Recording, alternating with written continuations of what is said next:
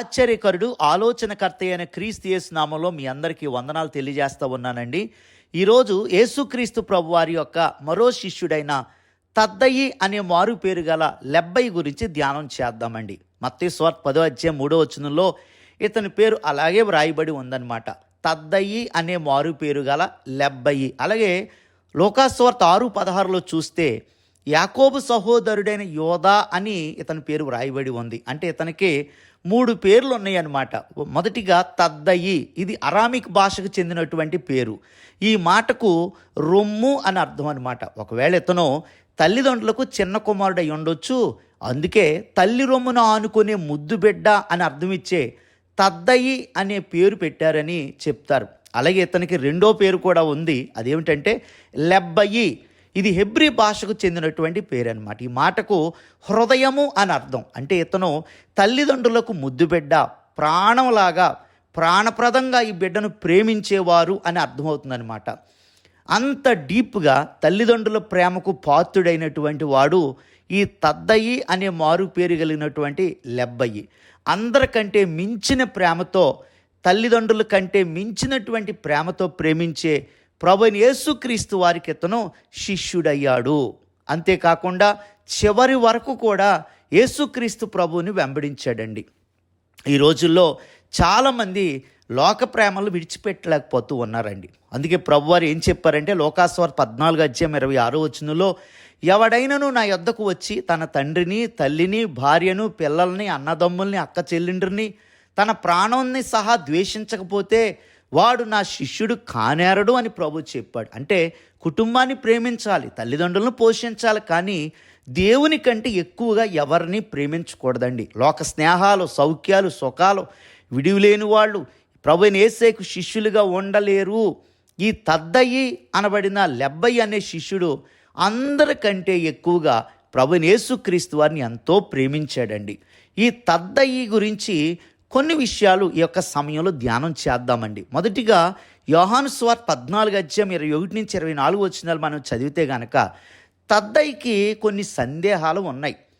ఈ సందేహాల్ని చాలా దీనంగా ప్రభువారిని అడిగి తెలుసుకునేవాడు అనమాట.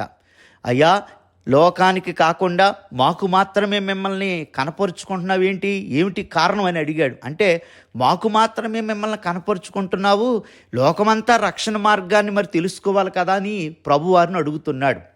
దానికి ప్రభు ఏమన్నారంటే, నా ఆజ్ఞలు గైకునేవాడు నన్ను అంగీకరిస్తాడు, నన్ను ప్రేమించేవాడు తప్పనిసరిగా నన్ను స్వీకరిస్తాడని చెప్పాడు. అంటే రక్షణ అందరికీ అందుబాటులో ఉంది, అయితే నమ్మిన వారికి మాత్రమే దొరుకుతుంది కానీ అందరికీ కాదని అర్థం.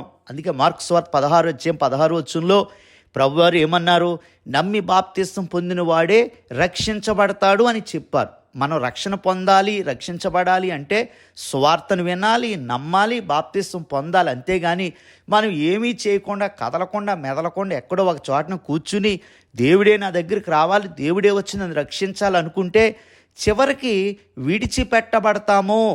అందుకే ఈ తద్దయి తన ప్రశ్నలన్నీ కూడా ప్రభువుని నేరుగా అడిగి తెలుసుకునేటటువంటి వాడు.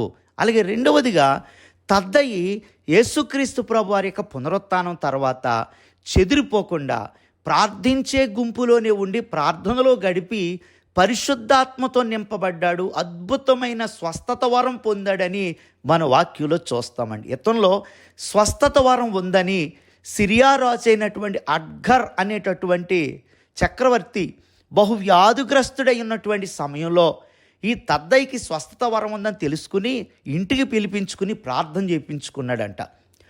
ఆ విధంగా తద్దయి రాజుగారి దగ్గరికి వెళుతూ ఉండగానే ఇతని గురించి తెలుసుకున్నటువంటి అనేక మంది వ్యాధిగ్రస్తులు స్వస్థత పొందటానికి వచ్చి మార్గమధ్యలోనే ఎంతోమంది స్వస్థపరచబడ్డారని చరిత్రకారులు రాస్తున్నారు. ఆ తర్వాత రాజు దగ్గర కూడా వెళ్ళటం, రాజుకి ప్రార్థన చేసి స్వస్థపరచటం, ఆ తర్వాత రాజు కూడా యేసుక్రీస్తు ప్రభువుని సొంత రక్షకుడిగా అంగీకరించి బాప్తిసం పొందటం జరిగిందండి. ఆ విధంగా ఎంతోమంది, మరి రాజే మార్పు చెందితే మంత్రులు, ప్రజలు, పెద్దలు అనేకులు మారిపోతారు కదా. ఆ విధంగా పట్టణమంతా మార్పు చెందటము, అనేక మంది యేసుక్రీస్తు ప్రభువుని వెంబడించడం చూసినటువంటి రాజుగారి యొక్క సమీపస్తుడు ఒకడు అసూయ చెందినటువంటి వాడై ఈ తద్దైని ఏమైనా కూడా మట్టు పెట్టించాలి అని కంకణం కట్టుకుని చివరికి తద్దైని భయంకరంగా బళ్ళెముతో పొడిచి చంపేశాడండి. ఆ విధంగా తద్ద యేసుక్రీస్తు ప్రభువారి కొరకు హతసాక్షి అయిపోయాడు. దేవుని బిడ్డలారా, ఈ తద్దయి జీవితాన్ని మనం పరిశీలనగా చూస్తే గనక ఇతనిలో చాలా తగ్గింపు మనసు ఉందండి. ఏ ప్రశ్న ఉన్నా తను తగ్గించుకుని ప్రభువుని అడిగి ప్రభువు నుండే సమాధానం పొందుకుంటూ ఉన్నాడు.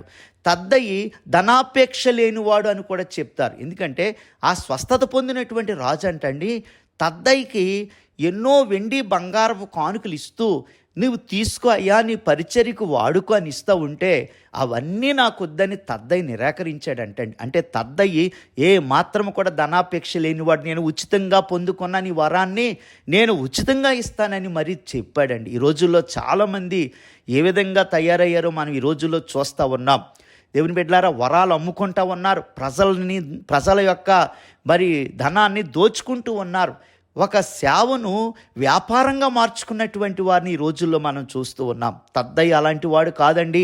ధనాపేక్ష లేనటువంటి వాడు, స్వస్థతావరం కలిగినటువంటి వాడు, దేశ రాజును కూడా ప్రభువు నద్దకు నడిపించినటువంటి గొప్ప విశ్వాస వీరుడు, చివరికి క్రీస్తు కొరకు హతసాక్షిగా తన ప్రాణాన్నే అర్పించినటువంటి వాడండి.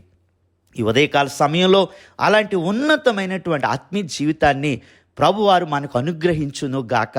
మనము కూడా సజీవ యాగంగా ప్రభు చేతిలో అనేకులను రక్షించి అనేకులను క్రీస్తు వైపు నడిపించే విధంగా వాడబడుదుము గాక. ఆమేన్. God bless you.